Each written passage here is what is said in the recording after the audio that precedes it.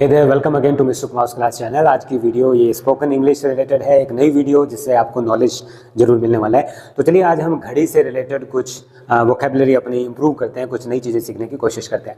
तो हम जानते हैं कि हमारी जो घड़ी होती है, जो क्लॉक होती है, इसके अंदर जो ये नीडल्स रहती हैं, असल में इनको नीडल्स नहीं कहते, असल में इनको हैंड्स कहते हैं। तो हमें पता है इसके अंदर one is hour hand and the one is minute hand. Second hand बोलने की ज़रूरत नहीं है। दो हैंड्स होते हैं, this is the face of the clock, right, these are the digits, और ये हमारी डिजिट्स इसमें दी होती है। हमें पता है कि हमारे जो नॉर्मल क्लॉक्स होती है उसमें 12 आवर्स टाइम दिया होता है, लेकिन जब भी हम टाइम बताते हैं तो आपने ये जरूर नोटिस किया होगा कि टाइम के बाद हम बताते हैं इट्स 3 o'clock। लेकिन यहाँ पर ये बात समझने वाली है कि what is this o'clock. तो यहाँ पर what does this O stand for, ये ओ किस लिए यूज किया गया है? असल में एक फ्रेज, ये एडवर्ब यूज करते हैं हम टाइम के बाद में, जो यूज होता है, एक कॉन्ट्रैक्शन फॉर्म है, ये शॉर्ट फॉर्म है किसकी? इस फ्रेज की। कौन सी फ्रेज? ऑफ द क्लॉक, यानी क्लॉक में से टाइम क्या हुआ है। अब जब भी घड़ी की बात होती है, बाय द क्लॉक हम यूज करते हैं प्रपोजिशन, ये भी हमें मालूम है कि घड़ी से कितने बजे है, 3 ऑफ द क्लॉक, यानी क्लॉक के हिसाब से 3 बजे हैं, तो उसको ओ क्लॉक शॉर्ट में हम बोलते हैं। लेकिन यहाँ पर आपने एक बात को नोटिस किया होगा कि सुबह का जो टाइम होता है, यानी रात के 12 बजे से लेकर दोपहर के 12 बजे तक के टाइम के आगे हम AM यूज करते हैं, और दोपहर के 12 बजे से लेकर रात के 12 बजे तक हम यूज करते हैं PM।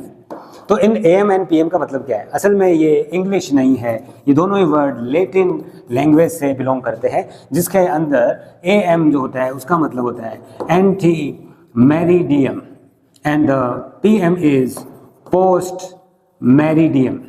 इसका मतलब क्या हुआ? Anti meridiem, anti means before, and meridiem is in English mid day, यानी आधा दिन, और पोस्ट मेरिडियम यानी मिड डे के बाद का टाइम। Post means after. तो यहाँ पर ये बात समझ में आती है कि एंटी मेरिडियम मीन्स AM जिसको हम बोलते हैं, तो ये मिड डे यानी दोपहर के 12 बजे से पहले का time, and PM post meridiem is दोपहर के 12 बजे से बाद का टाइम।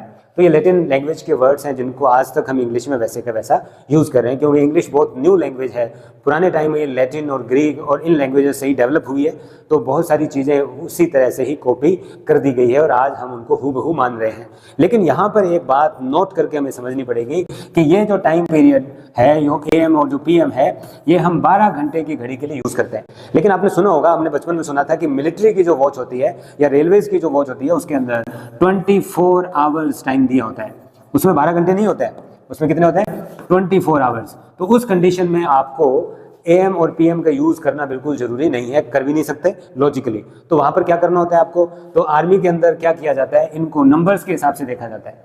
तो कभी आपने सुना भी होगा मूवीज में बोलते हुए कि 2300 आवर्स पर हम अटैक करेंगे, इस तरह से सुना होगा, है ना, ये 2300, या कोई गेम्स खेले होंगे आर्मी के, तभी आपने देखा होगा।